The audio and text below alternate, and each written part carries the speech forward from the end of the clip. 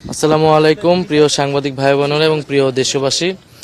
আজকে জাতীয় সেনা শহীদ দিবসে আমরা গভীর শ্রদ্ধার সাথে স্মরণ করছি 2009 সালে পিলখানা হত্যাকাণ্ডে কথিত বিডিআর বিদ্রোহে আমাদের যে দেশপ্রেমিক সেনা অফিসার যারা শহীদ হয়েছেন, হত্যাকাণ্ডের শিকার হয়েছেন, আমরা তাদেরকে শ্রদ্ধার সাথে স্মরণ করছি। আজকে বাংলাদেশের ইতিহাসে একটি মর্মান্তিক দিন।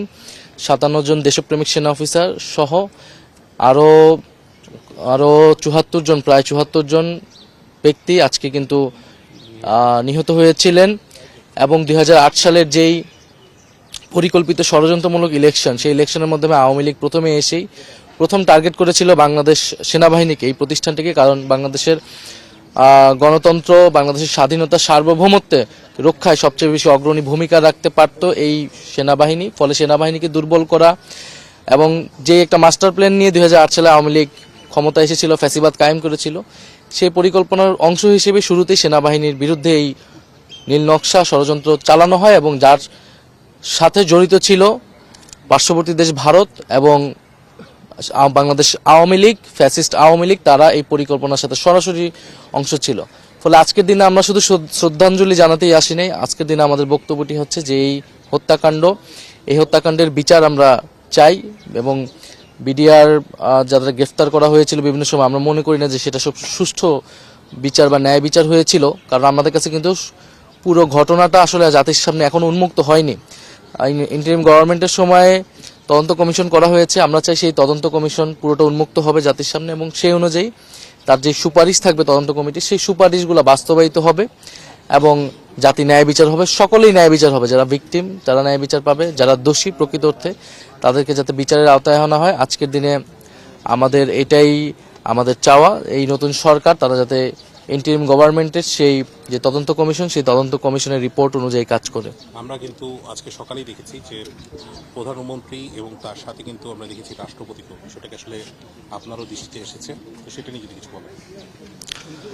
আমরা মনে করি এই প্রথম যে অধিবেশন হবে, সংসদ অধিবেশন, সেই অধিবেশনের আর সবচেয়ে প্রথম কাজটি হবে যে এই যে ফ্যাসিস্ট সময়ের যে রাষ্ট্রপতি, ফ্যাসিস্টের দোসর রাষ্ট্রপতি, তার অভিশংসনের জন্য পদক্ষেপ নেওয়া এবং নতুন সংসদ, জাতীয় সংসদ, সরকারি দল, বিরোধী দল সবাই মিলে এই কাজটি করবে। কারণ ফ্যাসিবাদের বিরুদ্ধে আমাদের কিন্তু জাতীয় ঐক্য রয়েছে। আমরা মনে করি সেই জাতীয় ঐক্যের জায়গা থেকে এটা এখানে কোনো বিভেদ থাকবে না। এটা সরকারি দল, বিরোধী দল একত্রে এই উদ্যোগ নেবে এবং এই যে রাষ্ট্রপতি শাহাবুদ্দিন চুপ্পু, সেই সময় রাজনৈতিক দলগুলো ঐক্যমতে আসতে পারেনি দেখে রাষ্ট্রপতি পরিবর্তন হয়নি। নাহলে কিন্তু অন্তর্বর্তী সময়েই রাষ্ট্রপতি পরিবর্তনের দাবি জনগণের পক্ষ থেকে ছিল। সেই সময় রাষ্ট্রের স্থিতিশীলতা, সাংবিধানিক শূন্যতা, অনেক কিছুর কথা বলে রাষ্ট্রপতিকে রেখে দেওয়া হয়েছে।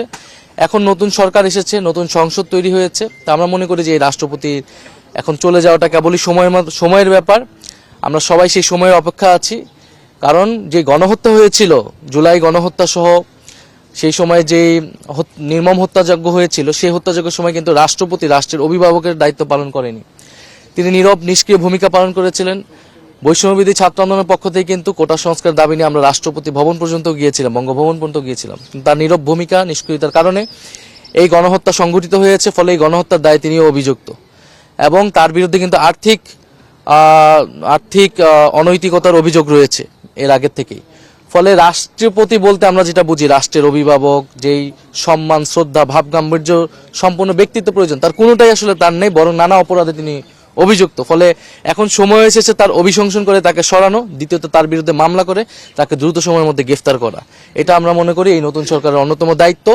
এই রাষ্ট্রপতি কিন্তু শহীদ প্রেসিডেন্ট জিয়াউর রহমানের বিরুদ্ধেও আপনার বিরুদ্ধাচরণ করেছে, মানে নেতিবাচক বক্তব্য দিয়েছে, খালেদা জিয়ার বিরুদ্ধে নেতিবাচক বক্তব্য দিয়েছে।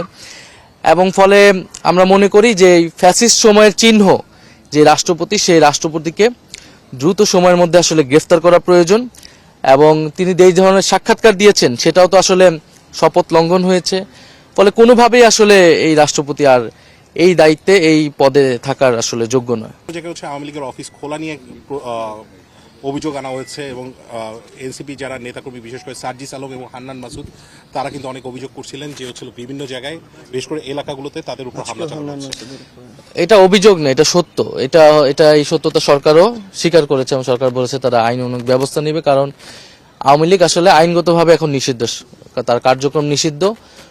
এখন এই নতুন সরকারের সাথে আওয়ামী লীগের কোনো গোপন চুক্তি হয়েছে কিনা এটা আমরা জানি না, কিন্তু কার্যক্রমে এটাই মনে হচ্ছে যে ইলেকশনে ভোটের চুক্তি হোক আর যে কোনো ভাবে হোক, কারণ প্রশাসনের সহযোগিতা ছাড়া এই কার্যক্রম সম্ভব নয়। আমরা আইনের শাসন চাই, খুব স্পষ্ট কথা।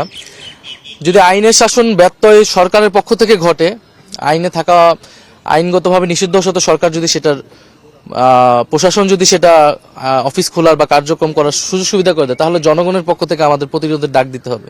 এটা আমরা বলেছি। আমরা অপেক্ষা করছি সরকার কি আইনের শাসনের পক্ষে যাবে নাকি সরকার আরো একটি গৃহযুদ্ধের পরিস্থিতি তৈরি করতে